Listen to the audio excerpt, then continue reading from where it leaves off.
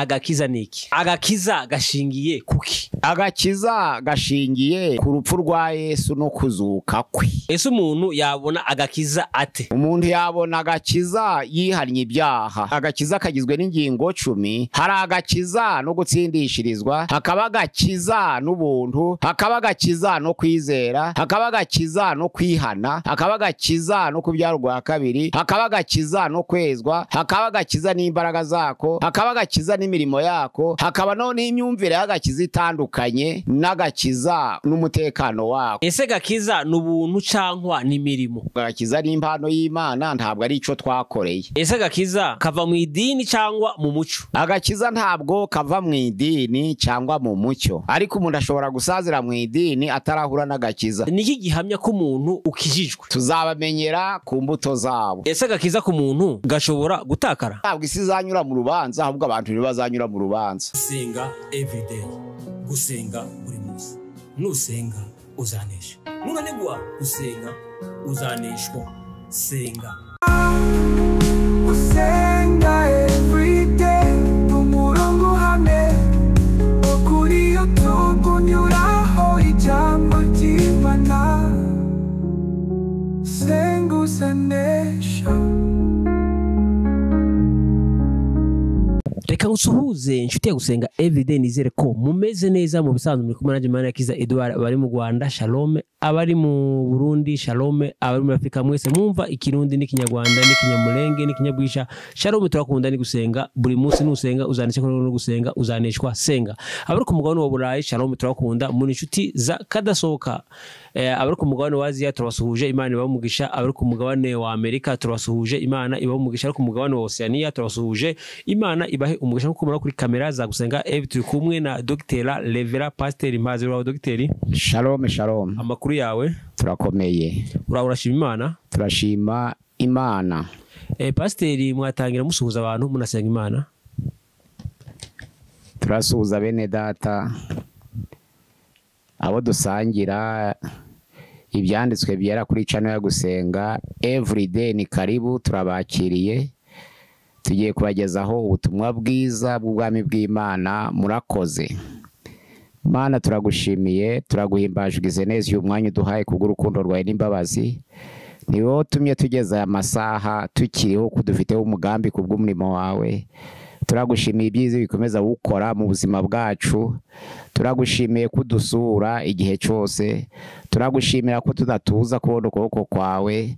Turagushimira Mwami kubw'ubuyobozi bukomeye buturukiye wawe mu ijuru.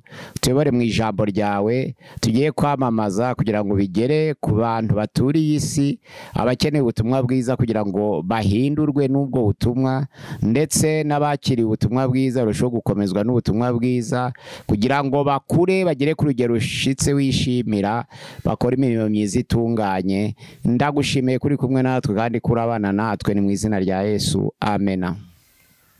Urakoze Pastor. Tugiye kubaza ku bibazo bya soteriology ku gakiza. Pastor, ikibazo ca mbere, agakiza niki? Agakiza usomye mu Baroma igice cyaho cya 3:24 haravuga ngo ni ugucungurwa kubonerwa muri Yesu Kristo. Agakiza rero mu ijambo ry'ikinyarwanda, ubundi mu zindi ndimi agakiza ni salut, ariko hari sauvetage yo kurokoka cyangwa se yo gutabarwa mu bibazo bikomeye.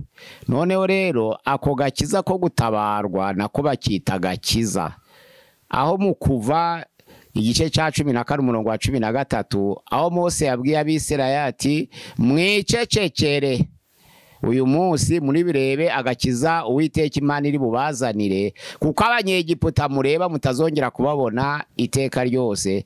Ni ukuvuga ngo karana agakiza ko gutabarwa, ariko hari agakiza gaturuka mu gucungurwa kuborerwa muri Yesu Kristo, kava mu gitambo cha Yesu Kristo abambwe kubw'ibicumuro byacu. Noneho atuzanira agakiza kuko yabambanye ibyaha byacu, noneho twe tugahinduka nkaho dukiranutse ku Mana. Agakiza ni igitambo kibonerwa muri Yesu Kristo.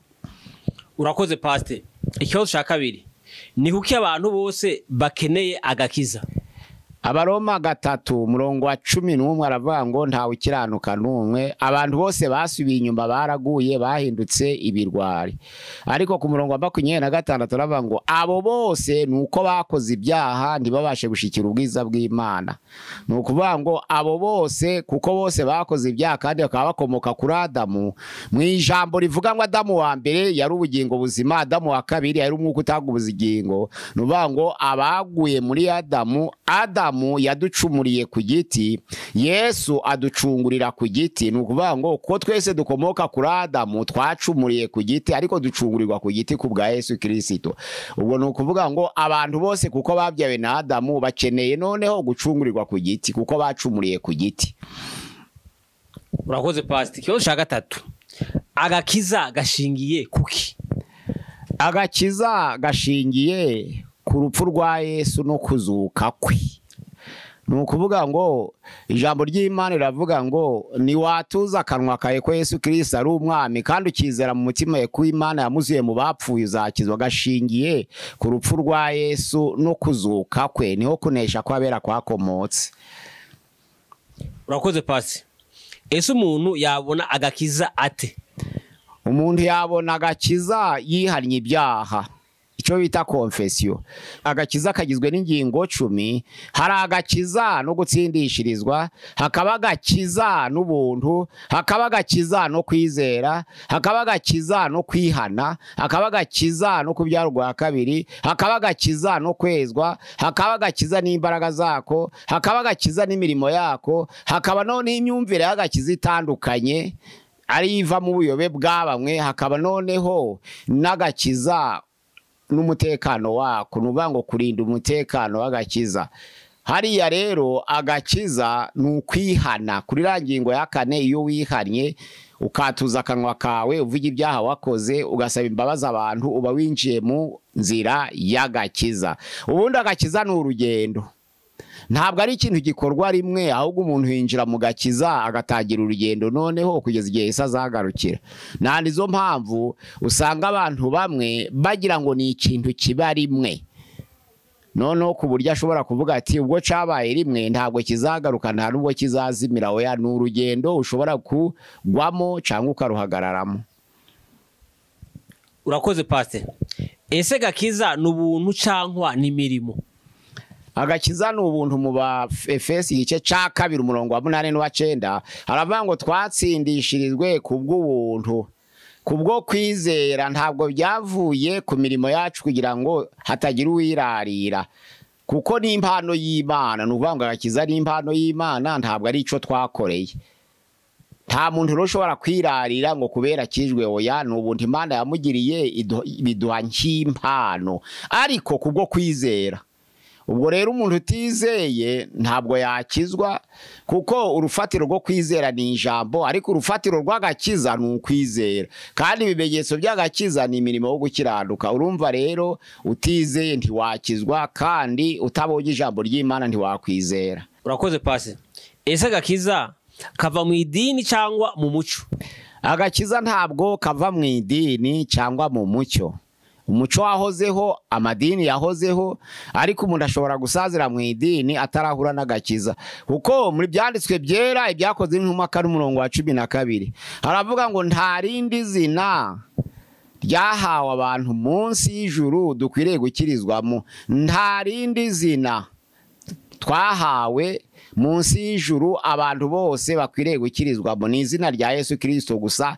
Nta handi agakiza kabonerwa, ko nta rindi zina ryahawe abantu munsi y'ijuru abantu bose bakwiriye gukirizwamo ni irya Yesu. Ntabwo abantu bakirizwa mu miryango, ntabwo abantu bakirizwa mu kazi bakora, ntabwo abantu bakirizwa no mu miryango yabo cyangwa se mu madini basengeramo, ahubwo ni Yesu Kristo ukiza, kuko abari mu madini yose ntabwo bakijijwe. Nizo mpamvu Yesu arakiza, agakiza mu bo hanze, akinjira no mu madini agakiza. Ahantu hose Yesu arakiza kubw'izina rye. Ariko abantu bari mu madini batari bemera Yesu Kristo nk'umwami cyangwa se bamwigishijwe nabi, ntabwo barakira agakiza, kuko nta rindi zina baboneramo agakiza. Abantu benshi bagashakira mu bikorwa, abandi bakagashakira mu mihango, abandi bakagashakira mu miryango, abandi oya, ntabwo agakiza gashakirwa mu miryango.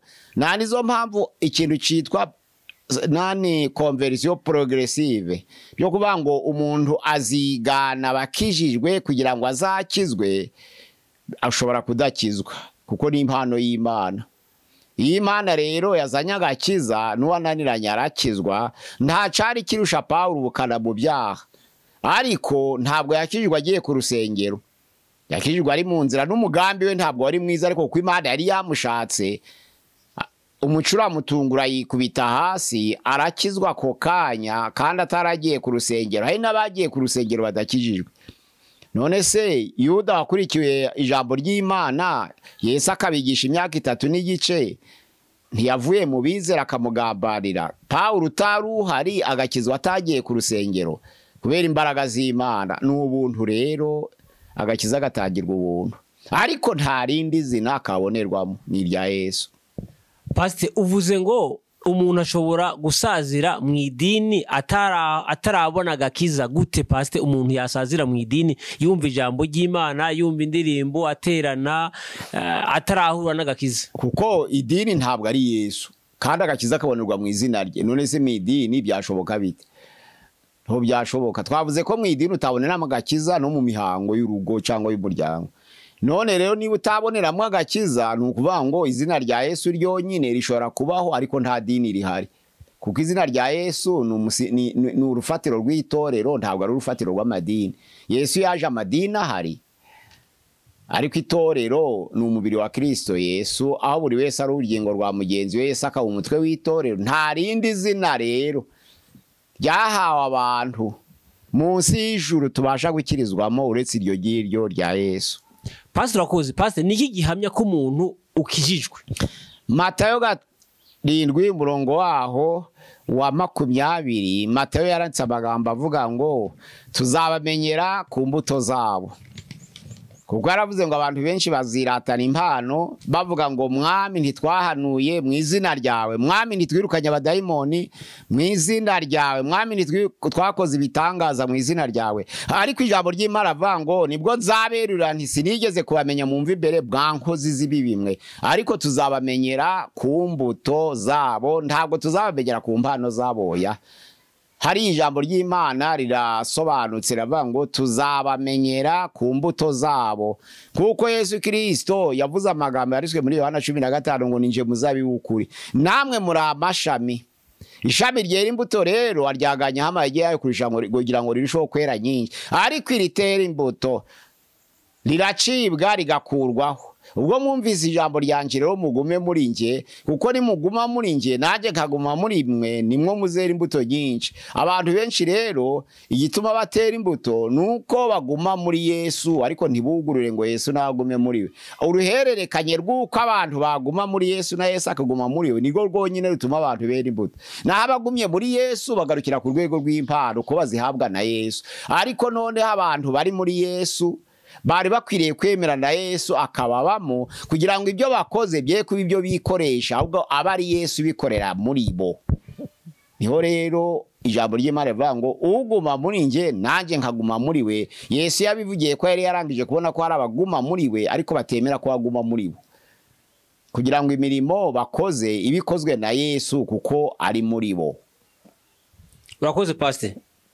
Pastor, iyo umuntu akijijwe ahinduka iki? Iyo umuntu akijijwe, Bibiliya mu Bakorinto ba 2 igice cyaho ca 5 mu rwa 17 ijambo ry'Imana rivuga ngo umuntu wese uri muri Kristo Yesu ababaye icaremwe gisha, ibya kera biba bishize, dore byose bihindutse bisha. Kandi ngo ibyo byose bituruka ku Mana yinze natwe ku bwa Kristo Yesu.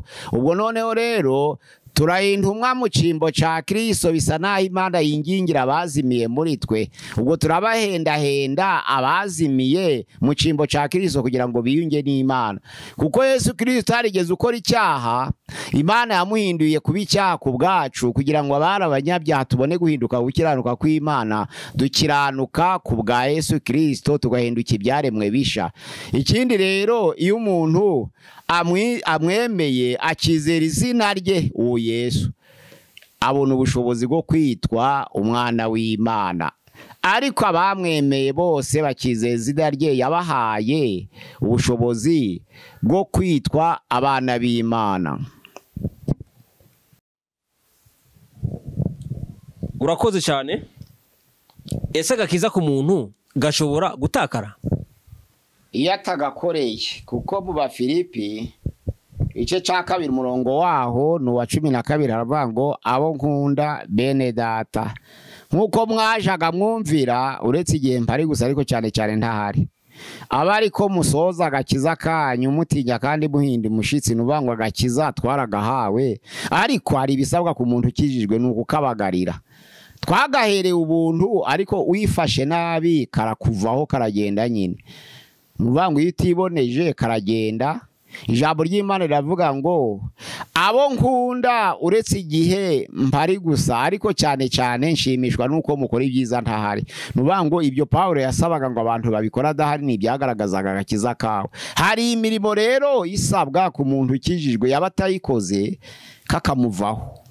Ntabwo ari Imana ikamukuraho ngo oya wakikuraho ubwe, kuko hari uwo agakiza akatemera gukorana nawe bitewe nuko atashoboye kwemera ibyo gasaba.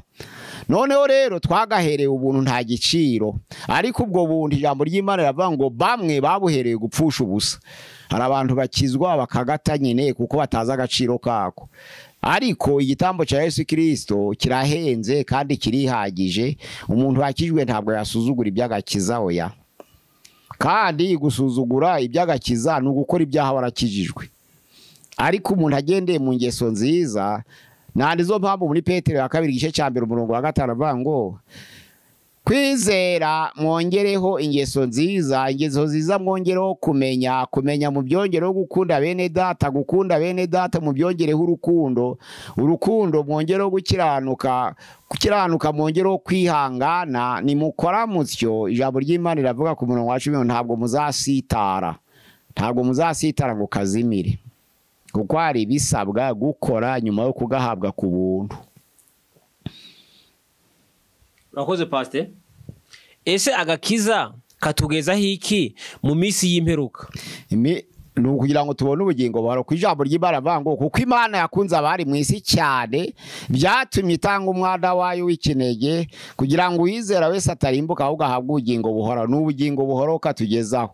Ariko noneho rero umuntu ukijijwe abana amahoro n'abantu bose, akabana amahoro n'Imana, kandi akinjira mu buzima busha aribwo buzima buyoborwa n'umwuka, nk'uko Abaroma igice cya 8 umurongo waho wa 14 avuga ngo abayoborwa n'umwuka w'Imana bose nibo bana b'Imana.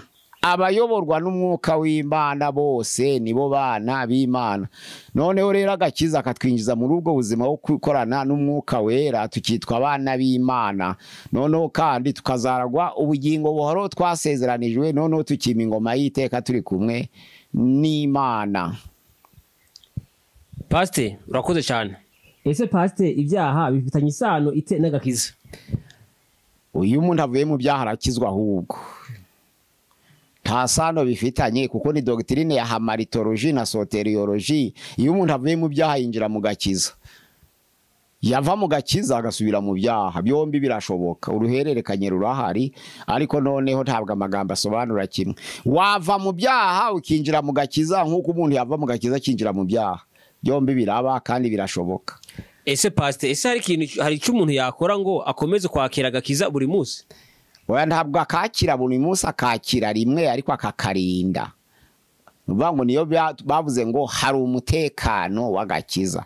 Ntabwo kakira buri munsi ahubwo uragahabwa, none ukarinda umutekano wako. Nizo mpamvu twavuze ngo hari agakiza no gutsindishirizwa, agakiza n'ubuntu, agakiza no kwizera, agakiza no kwihana, agakiza no kubyarwa kabiri, agakiza no kwezwa, agakiza n'imbaraga zako, agakiza n'imirimo yako. Noneho hakaba imyumvire y'agakiza itandukanye, noneho hakaba n'umutekano wako.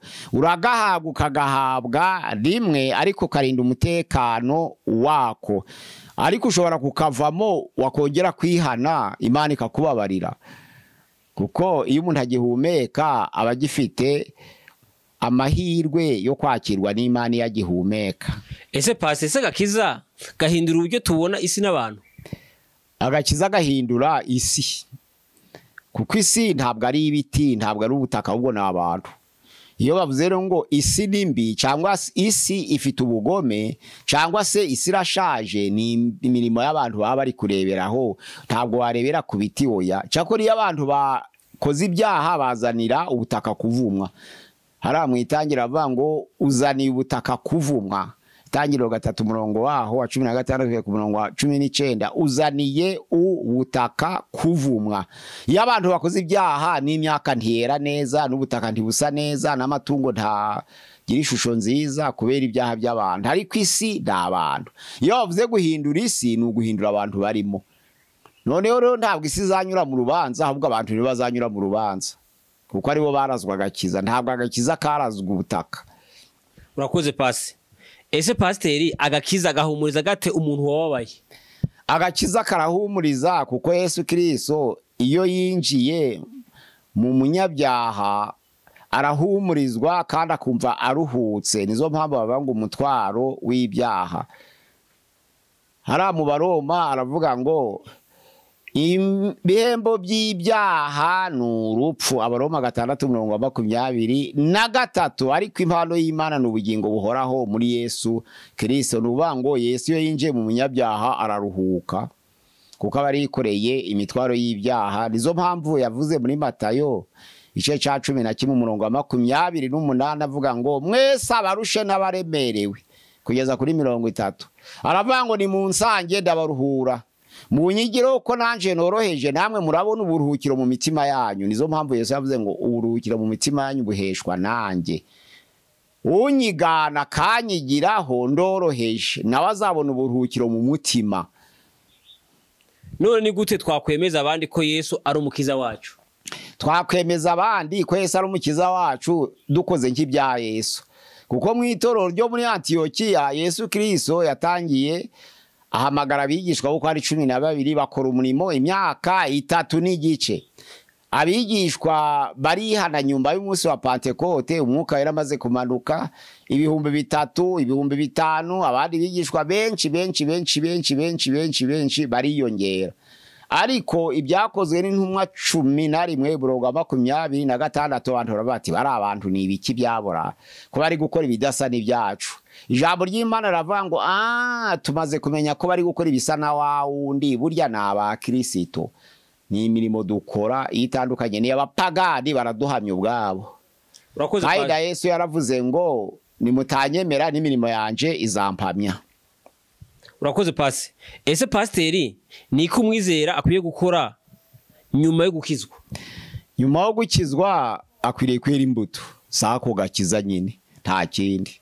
Muri ako gakiza ro gukwera imbuto bigizwe n'ingingo nyinshi. Akwiriye kwemera kubana n'abantu bose amahoro, akwiriye kwamamaza ubutumwa bwiza bwa Kristo. Yesu yakiriye iyo amufite ashaka kumugeza ku bandi, akagira n'iryo shaka ry'uwo murimo. Ni byinshi, kwera imbuto biri ni bigari.